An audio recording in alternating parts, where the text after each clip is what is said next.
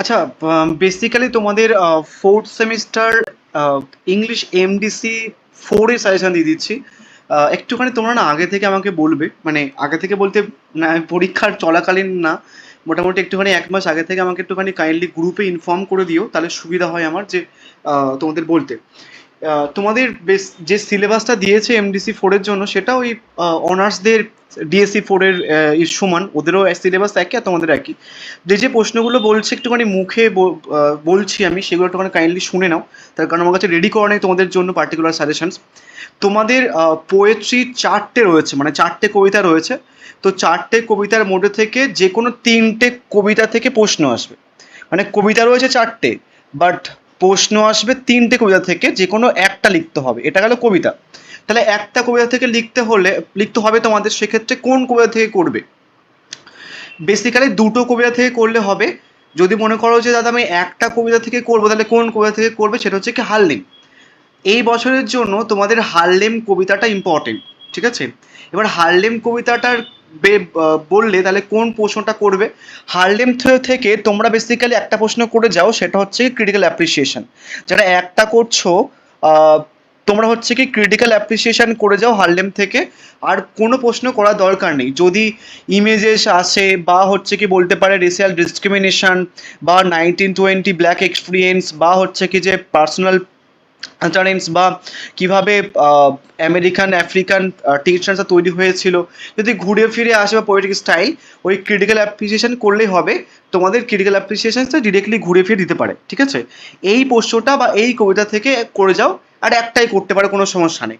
আর যদি রিস্ক না নিতে চাও, তাহলে যে কোনো আর একটা কবিতা করতে পারো, বাট হারলেম থেকে করলেই হবে। তোমাদের হারলেম থেকে এবার পড়বে।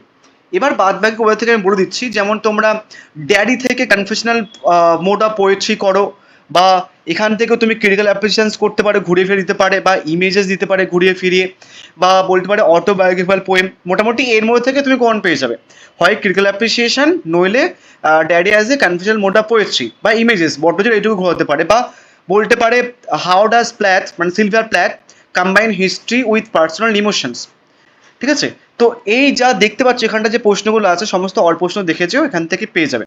তাহলে যারা ড্যাডি করছো হারলেমের সাথে, হারলেমটা রাখবে, হারলেম এবার পড়বে।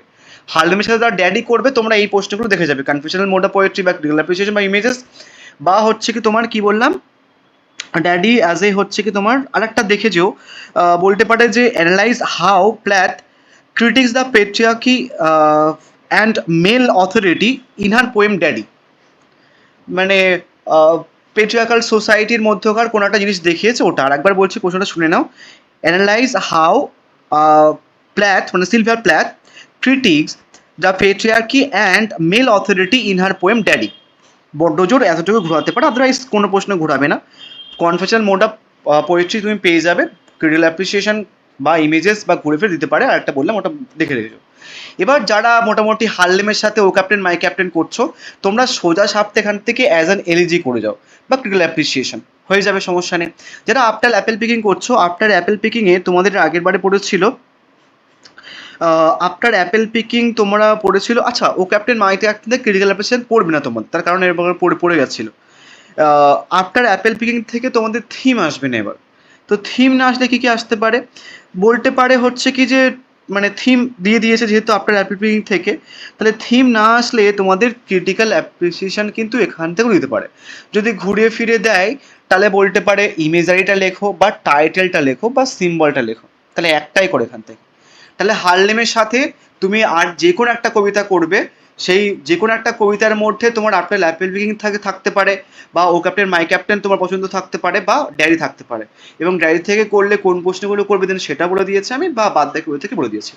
কবিতার গল্প শেষ। এবার আসছে হচ্ছে কি তোমাদের আর একটা যে গল্প রয়েছে, old man and the sea. Old man and the sea থেকে তোমাদের পড়েছিল, জানো তো কি পড়েছিল? এর আগের বারে তোমাদের পড়েছিল ওল্ড ম্যান দ্য সি থেকে একটা প্রশ্ন পড়েছিল, টাইটেলটা পড়েছিল, সিম্বলটা পড়েছিল। তো তোমাদের এবারে টাইটেল আর সিম্বল ইম্পর্টেন্ট নয়, তাহলে কি ইম্পর্টেন্ট? ইম্পর্টেন্ট হচ্ছে কি স্যান্টিয়াগো এবং ম্যানোলিনের রিলেশনশিপটা। এখান থেকে একটা প্রশ্ন ঘুরিয়ে দেয়, রোল অফ ম্যানোলিন। তাহলে এখান থেকে এই প্রশ্নটা করবে খুব ভালো করে। প্লাস আর একটা প্রশ্ন করতে পারো, সেটা হচ্ছে কি তোমাদের এই স্যান্টিয়াগোর ক্যারেক্টারটা। তাহলে স্যান্টিয়াগোর ম্যানুয়েলের রিলেশনশিপ, বা ম্যানুয়েলের ক্যারেক্টার, এই একটা প্রশ্ন এখান থেকে করলে হয়ে যাচ্ছে, আর একটা প্রশ্ন হচ্ছে কি তোমার স্যান্টিয়াগোর ক্যারেক্টার। যেটা একটা করছো তোমরা দুটোর মধ্যে যে কোনো একটা করতে পারো, সমস্যা নেই, এখান থেকে তুমি কমন পেয়ে যাবে। চেষ্টা করো দুটো করার। একটু অনেক ঘুরে ফিরে প্রশ্ন করা তো তোমাদের, তোমাদের অনার্সের থেকে তোমাদের প্রশ্ন কঠিন করে, তো সেক্ষেত্রে তোমরা দুটো প্রশ্ন করে গেলে সব থেকে সেফ। যারা একটা করে বলে ভাবছো, মানে এখানে বাছা যায় না, দুটো ইম্পর্টেন্ট বেসিক্যালি, তাও তোমরা হচ্ছে কি এই প্রশ্নটা একটু ভালো করে দেখেছো, বাট দুটো করার চেষ্টা করো কাইন্ডলি। বাদ বাকি থেকে তোমার কবে থেকে একটা প্রশ্ন বলে দিয়েছি, হারলেমটা করলে হয়ে যাবে, এখান থেকে দুটো বলছি, তিনটে হলো। এবার এই দুটো প্রশ্ন না করলেও চলবে, রোল অফ সিটা যারা পড়ছো দেখে দিতে পারো, আদারওয়াইজ বাদ দাও। এবার আসি গল্প। গল্প তোমাদের দুটো থেকে দুটোই প্রশ্ন আসবে, মানে দুটো গল্প থেকেই প্রশ্ন আসবে, যে কোনো একটা গল্প করো।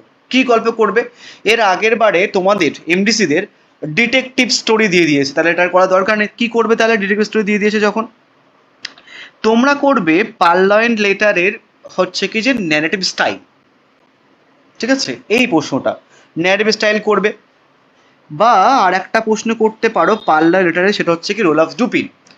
তো মোটামুটি হচ্ছে কি তুমি ডুপিনের ক্যারেক্টার করো, রোল অফ ডুপিন মানে যে ডিটেকটিভ তার রোলটা করো, বা ন্যারেটিভ টেকনিকটা করো। একটা মাস্টার নোট বানিয়ে নাও, চোখ বন্ধ করে ওটাই পড়ে যাও।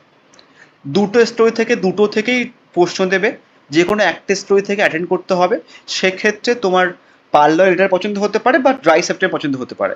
তার পার্লার এটা থেকে বলেছে ন্যারেটিভ স্টাইল, বা টাইটেলটা দিয়ে দিলে ঘুরে ফিরিয়ে, বা ডুবিনের ক্যারেক্টার দিয়ে দিলে ঘুরে ফিরিয়ে, যাই আসুক না কেন তুমি কিন্তু একটাই মাস্টার নোট মুখস্থ করবে এবং ফার্স্ট চয়েস রাখবে ন্যারেটিভ স্টাইল। এটা আর করার দরকার নেই। ক্লিয়ার?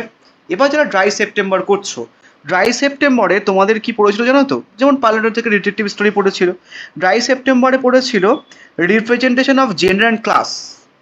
তাহলে ওটার করতে হচ্ছে না, তাহলে কি করবে? টাইটেলটা করবে। ঠিক আছে, মানে এটা পড়ে গেছিল representation of gender and class, হুবাহু পড়ে গেছিল, তো এটা করতে হবে না। তাহলে করবে টাইটেলটা, বা করবে হচ্ছে কি ন্যারেটিভ টেকনিকটা ঘুরিয়ে ফিরে, বা যে শর্ট স্টোরি। বা যদি এই প্রশ্নটাই টাইটেল মুখস্থ করে নেবে, যদি বাই চান্স রেশিয়াল ডিসক্রিমিনেশন দেয়, একই অ্যান্সার হবে, সমস্যা নেই। তাহলে এখান থেকে একটা করবে তোমরা, বোঝা গেছে? এবার আসে হচ্ছে কি drama, death of A salesman থেকে। এখান থেকে তোমাদের লিন্ডার ক্যারেক্টার পড়ে গেছে, তাহলে লিন্ডার ক্যারেক্টার আর করা দরকার নেই, বোঝা গেছে? আর কি পড়েছিল? ক্রিটিক অফ আমেরিকান ড্রিম, তাহলে ওটাও করাও দরকার নেই, মানে এই প্রশ্নটাও করা দরকার নেই। তাহলে কি করবে দেখো, তোমরা করবে এই Willy Loman as a tragic hero, বোঝা গেছে? কি করবে? Willy Loman as a tragic hero, এটা করবে ফার্স্ট প্রশ্ন এখান থেকে। এটাই মোস্ট ইম্পর্টেন্ট, একটা করছে উইলি করে যাও, কোন পেয়ে যাবে। সেকেন্ড কোন প্রশ্ন করবে এখান থেকে? সেকেন্ড প্রশ্ন করলে তোমরা করবে কি, দাঁড়াও, সেকেন্ড প্রশ্ন তোমরা করবে, আচ্ছা Willy as a tragic figure দিতে পারে ঘুরিয়ে ফিরিয়ে।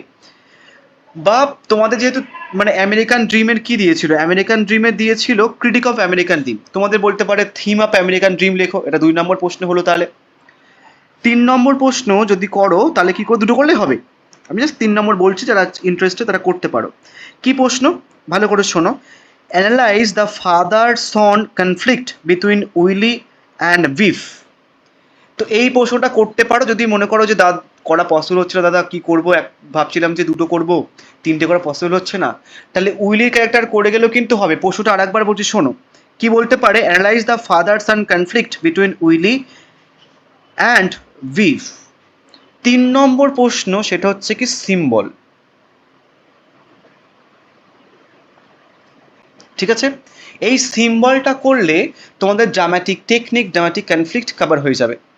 তাহলে এই যে প্রশ্ন বললাম, সিম্বলের সাথে dramatic technique, dramatic conflict cover হয়ে যাচ্ছে।